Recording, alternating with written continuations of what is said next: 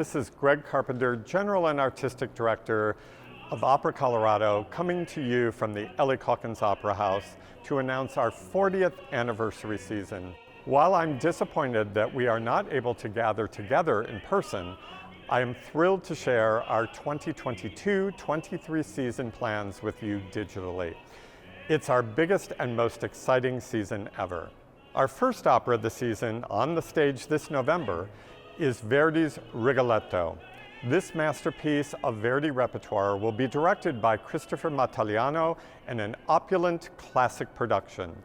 The cast will feature a superb team of artists making their Opera Colorado debuts, including baritone Stephen Powell in the title role, Charlene Joint as Gilda, and Matthew White as the Duke of Mantua. Music director Ari Pelto will conduct the superb Opera Colorado Orchestra and Chorus. Ari was able to sit down with Charlene Joint and ask her a few questions. Let's drop in a bit on their conversation. I'm Ari Pelto, music director of Opera Colorado, and I'm here with Charlene Joint, who is joining us next season for Rigoletto, singing the role of Gilda. Hi, Yes. Charlene. Hi, Ari. Thank you for having me. We're delighted that you're going to be with us. I think we know each other from about 4 or 5 years ago. We did a workshop together in New York. Is that right? Yes, we did. Yeah, that was an interesting experience. You remember what it was? Sherlock Holmes. Yes, and the And case of the fallen giant. Yes, yeah. Exactly. What was your role? I was Zamira. I was like a witch. Ooh. Exactly. It was a fun one. It was. It was very fun. It was kind of tricky, as I remember. It was definitely one of the trickier ones. I mean, these workshops, they tend to be tricky, usually when you're workshopping a new work, especially when they're in English and they're kind of wordy. So yeah, that one, I remember it fondly because of the people, but it was a challenge. So because you do a lot of new music, I wondered how you feel about the difference between approaching a new piece like those pieces that I've seen you do or that we did together, or compared to a piece like Rigoletto and Gilda, which is so, known, iconic. I could ask you the same question. I always wonder about the conductor's perspective on this stuff, especially when you're looking at every single instrument.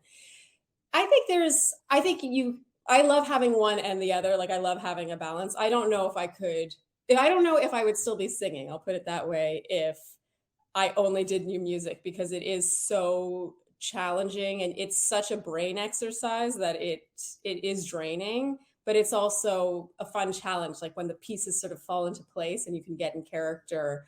But there is something about singing Verdi and it just being a given, like it's so melodic. You knew how to write for the voice.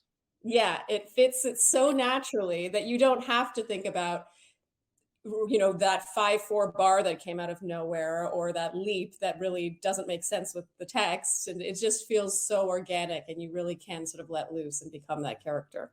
You have then space to also be like, what can I bring to this that someone else hasn't in the last 100 years? You know what I mean? You have that room where you're not just stressing over. I feel with new music, I sometimes get caught up on like little things instead of more of that arc. And there's something about singing Verdi where there is a clear arc, both musically and in the story and with the character. And then you can be like, what can I bring to this that no one else has? Have a suspicion you've done Gilda before? Yeah, this will be actually, when I'm in Colorado, that'll be my third Gilda. I've done it with Edmonton, and actually 3 weeks from now, I'll do it with Florida Grand. So it'll be warmed up by then. But yeah, I'm excited. It's a great role. You know who definitely prefers this kind of role is my parents. Yes, I bet. Yeah, they love it. Sorry?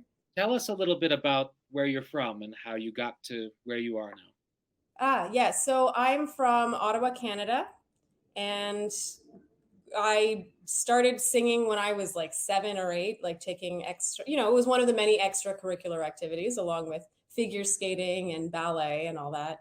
And then as I got into my early teens, the other stuff started to fall by the wayside. And yeah, I started to get more competitive with singing, like local competitions and stuff like that. And then my voice teacher at the time was really encouraging me to go for it. She was like, I think you have what it takes. And I decided to let the schools decide for me because I didn't want to put all my eggs in that basket. You know, I'm very practical. And so I applied to a bunch of schools and did the auditions and got in. And so I was like, okay, I guess I'll give this a go. And the rest is sort of history. I love singing, but I don't know if I was one of those people that was like, I have to become a singer. It's why I'm on this earth. And I say that because I am so practical. Yeah, but you studied in New York, did you not? Yeah, I went. So actually, the first 2 years of my undergrad were in Toronto at the Glenn Gould School, and then I transferred mid-degree to Manus, and I finished up my undergrad and graduate studies there. So New York has been home. I've lived in other places since, in Germany and everything, but yeah, New But York. New York has been home for a while, is that right? Collectively around 11 years, but I had a 4-year stint in Germany where I went and did a few fest contracts, like a good opera singer. Indeed, indeed. Yeah. And where are you speaking from now? We're together, of course, virtually, but Yes. where are you? I'm in Seattle. I am doing Orfeo with Seattle Opera right now. So I had a show last night and another one tomorrow. It's just about coming together and making something happen. It's the kind of thing you take for granted when you had it, and now it's just like it feels like magic to be all in a room Yes, together making music. I no longer take it for granted. No, me neither. Yeah. Well, Charlene, I'm so looking forward to having you here to do Rigoletto next fall, and thanks so much for joining. Thank you so much. I'm very stoked. I've never been to Colorado, and I'm really, really excited about just getting to do this opera in Colorado. It's like a dream. It's perfect. I'm excited. Next up is a highlight of the season that I am very excited about, a brand new production of Die Tote Stadt on stage in February and March of 2023. This rarely performed gem from the 1920s is the masterpiece of Erich Korngold, best known as a composer of numerous film scores from the 1930s and 40s, including Robin Hood, starring Errol Flynn. Our new production will be directed by celebrated director Chaz Rader-Schieber and designed by one of the most sought-after set and costume designers, Robert Perziola. Earlier today, I had the opportunity to sit down with music director Ari Pelto to talk about this exciting operatic gem. Well, Ari, it's always good to chat with you about artistic matters. We always have a lot of fun. Indeed, indeed. Great to see you. Maybe too much fun doing this kind of stuff. But, you know, truly one of the highlights of this wonderful 40th anniversary season that you and I put together is this extraordinary opera, Die Tote Stadt. You know, it's my favorite opera in all the world, and we've been talking about how do we make this happen and actually get to do this fabulous piece. And here we are. Yeah. It was the 40th anniversary and we're getting to do it. I know. And there was a time when I thought it was a pipe dream that I thought, yes, wouldn't it be great to do that, but that we would never really have the opportunity to. So it's quite something that we are actually doing it. And, you know, that's part of the excitement about it is it's a real stretch for this company. And that's exactly what we want to be doing. This is a great opera. It's amazing music. Obviously, the composer Erich Korngold is mostly known for, I would say most widely known, as a composer of film scores from the 1930s and 40s.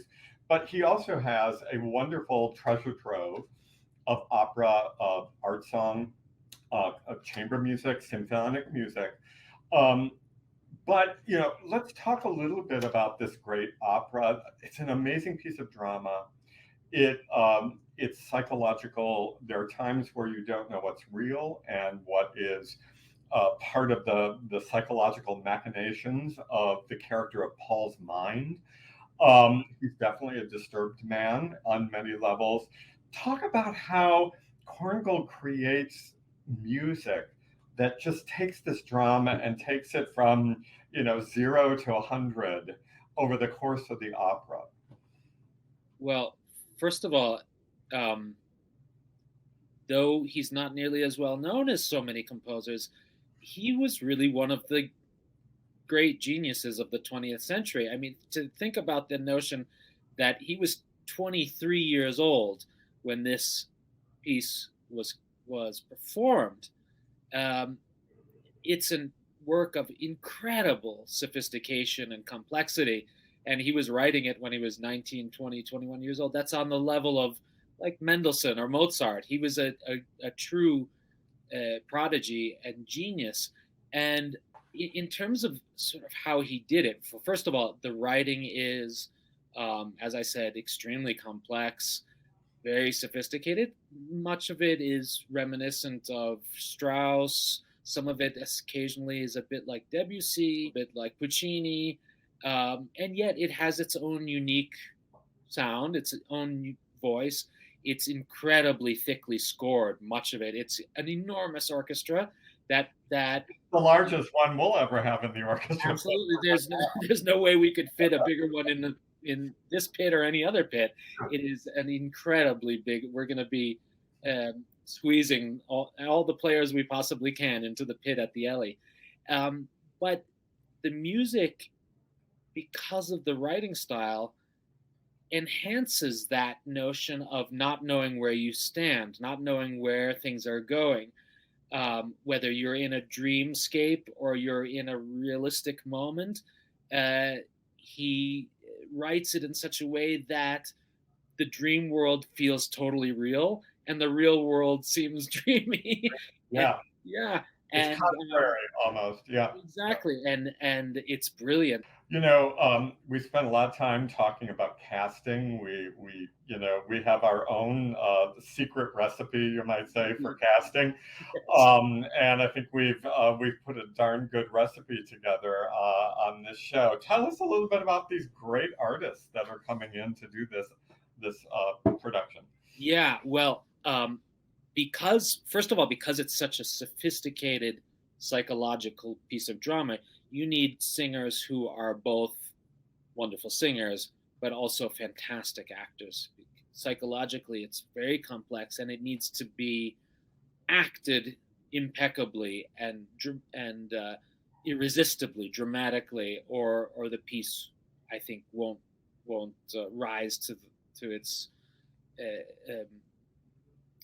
to where it should be. It's also incredibly difficult to sing. There's a vanishing number of people who can sing these, especially the two main roles of Marietta, Marie, and of Paul. And for Marietta, we have Sarah Gartland, who is exactly what I was just describing, an exquisite singer and a very wonderful actress who I think just will bring fantastic both vocalism and characterization to the role. And for Paul, we have Brian Email, who is one of the most important tenors of this generation. I've known him for a very long time, ever since he was quite young. He was a 23-year-old singing Ferrando in Così fan tutte, and has come a very, very, very long way since then, and has a tremendous international career, and also has the ability to sing this role, which is both incredibly taxing for a tenor, for any tenor. It needs to be a very big sound, like a Helden tenor quite sound, but with flexibility and with stamina and the whole thing. But he's also a very interesting figure on stage, and somebody who I think will bring Paul's complexity to life.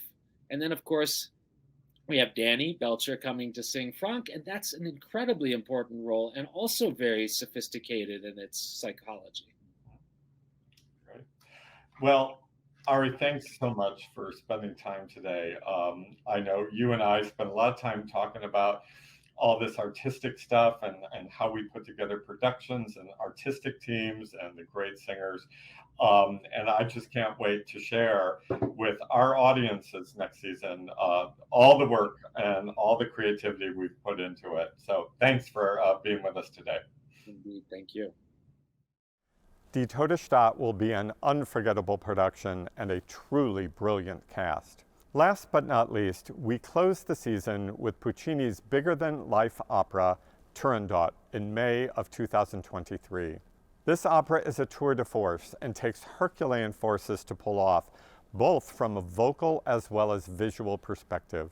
We have a splendid cast featuring Opera Colorado debut of Cara Shea Thompson in the title role, and favorite returning artists Jonathan Burton as Calaf, Janae Brugger as Liu, and Harold Wilson as Timur, plus a cast of thousands. We are thrilled to have director Aria Umezawa making her directing debut. Let's hear what she has to say about her vision for Turandot. Well, Aria, it's great to have you with us today, and I'm so thrilled that you will be directing our final production of our 40th anniversary season, Turandot, here in May of 2023. So it's just great to have you as part of this company next season. I'd love to get a sense of what got you into being a director. Oh yeah. So I started off as a singer actually. When I was 8 years old, I saw my very first opera, which just so happened to be Turandot, and I decided that was it for me. I was going to be I was going to work in opera was sort of what my 8-year-old self said, and being 8 years old, I sort of thought that had to mean that I would be an opera singer because that was all I sort of understood. So from age 8 to age 17, I tirelessly pursued the goal of going to school for singing, for voice, and got into my undergrad at McGill University. And pretty much the first time I stepped on stage to sing a solo in front of an audience, I realized that I'd made a huge mistake. And I actually hated being on stage, and I didn't enjoy, I wasn't motivated by performing at all. And so I took a year off to sort of think about what it was that I did love about opera.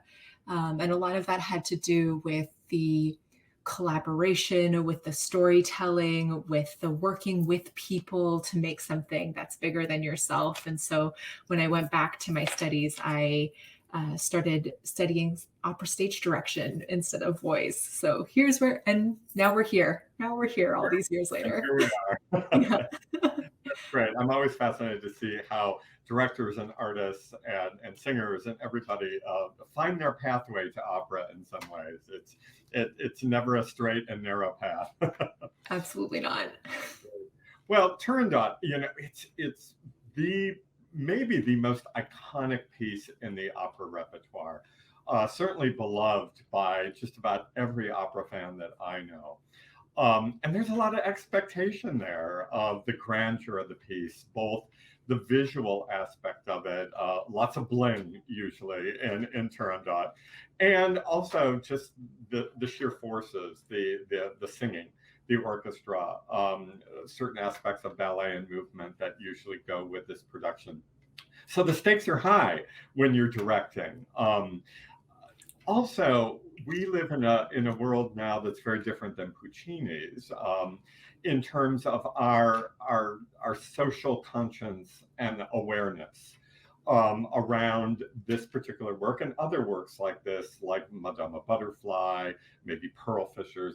So tell me, as you dig into this work and think about directing it, what are the big challenges of this fabulous opera by Puccini? Yeah, I mean, so I understand as someone who is both, I'm half Japanese, I'm from Canada, so raised in North America, and I've loved opera for, as I mentioned, a very, very long time, since I was a child. And so I think I really understand the internal conflict of works like Turandot and works like Madame Butterfly, which I'm also engaged to work on a lot these days.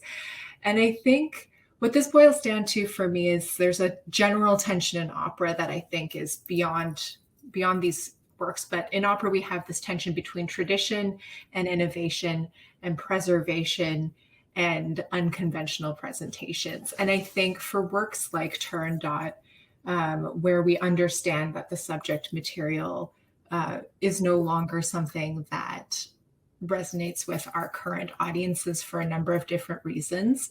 I think we need to focus on, we need to figure out how these works can evolve with us, how we can evolve them to be as resonant and as meaningful as Puccini likely wanted it to be in his time. But find a way to make it a contemporary resonance, not focusing so much on keeping it rooted in the time and place that Puccini premiered the work in. Great. You know, the production that we're doing has a lot of very traditional, gorgeous, it's a beautiful Art Deco set with costumes that maybe are a little more fantastical, you might say, and fantasy driven. You know, it's a story that sometimes is presented in a very real way. These are very real characters. It's almost like a piece of history or a historical fiction, the way it can be presented. Other times, it can be presented more like a fairy tale. What's your take on those two different worlds, you might say, and how you think about putting this piece together to really honor Puccini's music and what he envisioned for the piece, but yet make sure that we're being aware of the world around us right now? Yeah, I think that Puccini was very fascinated with Eastern cultures. I have my own personal feelings now that now that my relationship with these works has continued to evolve, about how important to the work it was. Puccini felt that how important accuracy was for Puccini. Certainly, for example, two of the pieces that Puccini borrows from Madame Butterfly aren't actually Japanese, they're Chinese. So there's a question there about how important accurate reflection of East Asian cultures was to Puccini. So I'm inclined more to push towards the fantasy element. I think this is something, a world that Puccini imagined that's not necessarily rooted in Chinese culture. That said, I think a lot of the harm of the piece, when people talk about what's wrong with Turandot, comes in that presentation of fantasy, fantasizing very real cultures and very real experiences. So the line we're sort of trying to walk is, how do we both acknowledge that this is not necessarily meant to be understood as a literal depiction of Chinese culture, Chinese history, while also not pushing forward a fantastical narrative of very real cultures and very meaningful and deep relationships to those cultures that are being represented. Yes, that's great. What excites you most about making your debut here at Opera Colorado with this production of Turandot? Oh, so much excites me. First of all, I've never been to Denver before, so this is going to be just a wonderful opportunity for me to meet the wonderful Opera Colorado community. But as much as my relationship has changed with Turandot over the years, I have to admit that it was the show. It was the show that inspired me to pursue opera as a career, and trying to sort of triangulate what that means for me now, now that I'm at this place and this time, is an interesting, I don't know, quandary to ponder. And I'm really looking forward to seeing if we acknowledge, I often ask myself, whose stories are we not seeing, whose voices are we not hearing when we focus on what Puccini thought about Chinese culture or Japanese culture. I'm really looking forward to hopefully working with the community, the AAPI community of Colorado, and certainly through the relationships that Opera Colorado has already built, and trying to find a way to use this production to bring those voices to the forefront in some way. That's terrific. Well, I so appreciate your time today. Thank you for joining me. And can't wait to see you a year from this May. Oh my goodness. It feels like we'll blink and it'll be there. It will be, believe me. Thank you, Aria, for joining us from Canada. As a special surprise and in celebration of our 40th anniversary, we will kick off the season on September 10th with a dazzling one-night-only concert performance of Cavalleria Rusticana. Be sure to add this to your subscription order to receive your subscriber discount. To learn more about each production and to renew your subscription, visit operacolorado.org. Thank you so much for joining us, and I look forward to sharing this star-studded, spectacular season with you.